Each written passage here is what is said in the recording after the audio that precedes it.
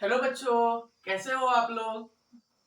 बच्चों, third chapter का video हमने बनाया था और अब फोर्थ चैप्टर का वीडियो मैं बना रहा हूं। बच्चों, मैं कोशिश कर रहा हूं कि एग्जाम के पॉइंट ऑफ व्यू से तैयारी आपकी चलती रहे। बच्चों, इकोनॉमी का fourth chapter globalisation and the Indian economy, वैश्वीकरण और भारतीय अर्थव्यवस्था, इसका पहले कुछ की पॉइंट्स को हम लोग देख लेते हैं। की पॉइंट्स कि पहला है व्हाट इज ग्लोबलाइजेशन। सबसे पहली चीज है कि ग्लोबलाइजेशन क्या है, वैश्वीकरण से क्या समझते हैं। तो बच्चों, ग्लोबलाइजेशन क्या है कि globalisation is a process of international integration arising from हर the interchange of world views, products, ideas and other aspects of a culture. बच्चों, वैश्विक ग्लोबलाइजेशन का मतलब होता है कि किसी भी कंट्री में अगर कोई नया आइडिया है, अगर किसी भी कंट्री के कुछ जो आ, आ, आ, सामान है, वो एक देश का सामान, एक देश का इंटर जो लिंकिंग है, जो संबंध है, जो रिलेशन है, इकोनॉमिक रिलेशन, वो कई सारे देशों से जब जुड़ जाता है तो उसे हम लोग ग्लोबलाइजेशन कहते हैं। इसको हमने ऐसे भी समझाया है कि वर्ल्ड के किसी भी कंट्री का जो व्यूज है, आइडियाज, प्रोडक्ट्स है, सामान है एंड अदर एस्पेक्ट्स, उसे ग्लोबलाइजेशन कहते हैं। जैसे ग्लोबलाइजेशन को मैंने बच्चों इजी वे में भी समझाने की कोशिश किया है कि globalisation is the process movement of investment. कोई भी चीजें इन्वेस्ट करते हैं, पैसा लगाते हैं, तो कई सारे कंट्री में जो है हम अपने पैसों को इन्वेस्ट कर रहे हैं। Movements of goods and services, कोई व्यक्ति अपने सामान को जब कई सारे कंट्री में भेजता है, बेचता है, एक्सपोर्ट करता है या इंपोर्ट करता है, और सर्विस को, या कोई किसी कंट्री का व्यक्ति कई सारे देशों में जब जॉब करता है, नौकरियां देता है, प्रोड्यूसिंग अक्रॉस कंट्री, कई सारे कंट्री में जब अपने सामान को बनाता है, मैन्युफैक्चरिंग करता है, और मूवमेंट ऑफ टेक्नोलॉजी, और अपनी टेक्नोलॉजी जब कई सारे कंट्री में जब जाने लग जाता है, उसे हम लोग ग्लोबलाइजेशन कहते हैं। बच्चों, ग्लोबलाइजेशन का मतलब है पूरे विश्व का एक हो जाना। इंटीग्रेशन का मतलब जुड़ जाना।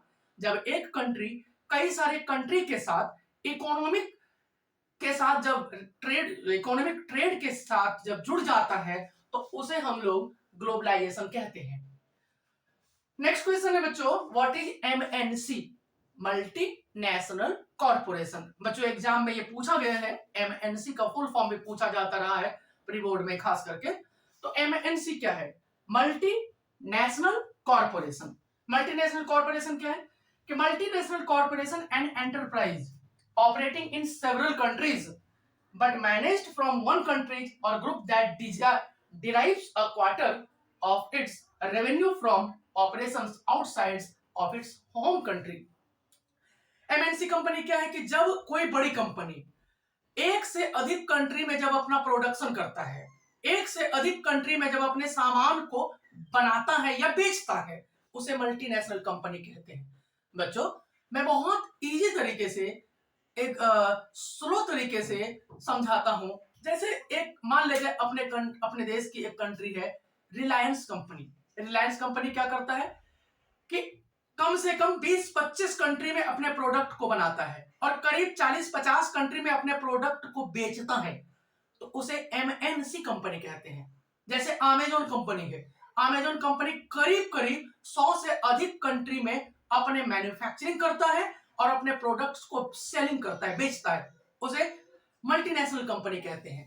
तो जब कोई कंपनी एक से अधिक देशों में अपने प्रोडक्ट को बनाती है, मैन्युफैक्चर करता है, या कई सारे कंट्री में अपने सामान को सेलिंग करता है, बेचता है, तो उसे मल्टीनेशनल कंपनी कहते हैं। नेक्स्ट क्वेश्चन है बच्चों, व्हाट इज लिबरलाइजेशन। हिंदी में कहते हैं उदारीकरण किसे कहते हैं। बच्चों, इसको समझाने के लिए मैं थोड़ा सा एक एग्जांपल से समझाता हूं बच्चों कि जब हमारा देश 1947 में इंडिपेंडेंट हुआ, आजाद हुआ, तो उसके बाद भारत सरकार ने क्या क्या कर दिया, विदेशी कंपनी को आने पर बहुत सारे रिस्ट्रिक्शंस लगा दिए, बैरियर लगा दिया, ट्रेड बैरियर। बैरियर का मतलब था कि कई सारे विदेशी कंपनी को आने पर रोक लगा दिया गया। इसका रीजन क्या था एक तो हमारे देश में उस समय बहुत सारी मल्टीनेशनल कंपनी नहीं था। उसके बाद दूसरा चीज था कि हमारे देश में मैन्युफैक्चरिंग बहुत कम हो रहा था। ऐसे कंडीशन में अगर कोई विदेशी कंपनी या बहुत सारी विदेशी कंपनी अगर हमारे देश में आता, तो हमारे देश की मल्टीनेशनल कंपनी उनके मल्टीनेशनल कंपनी विदेशी कंपनियों से फाइट नहीं कर पाता।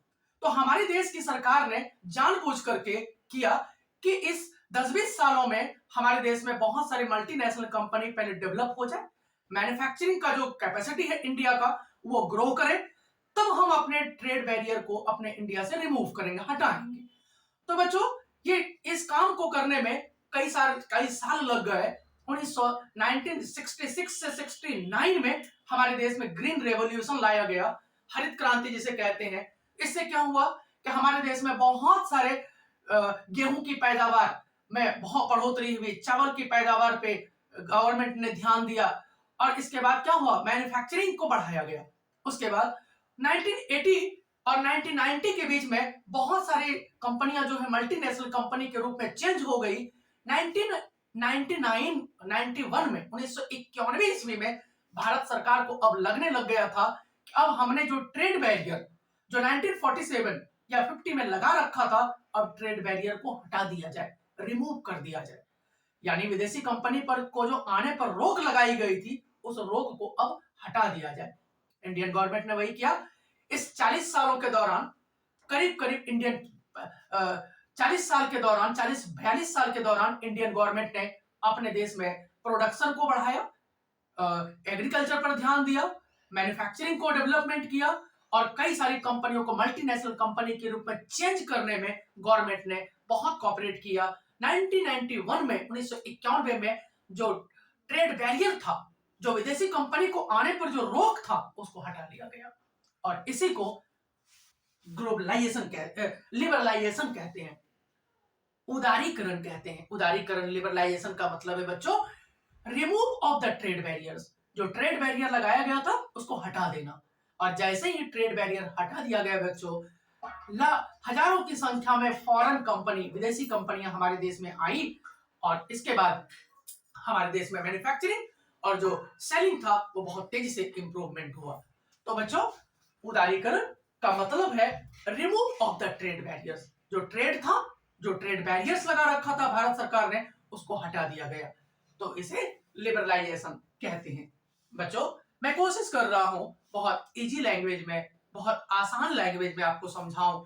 फिर भी अगर कोई सुझाव हो तो आप जरूर दें बच्चों। आपका सुझाव मेरे लिए बहुत ही इंपॉर्टेंट है, अमूल्य है बच्चों। धन्यवाद।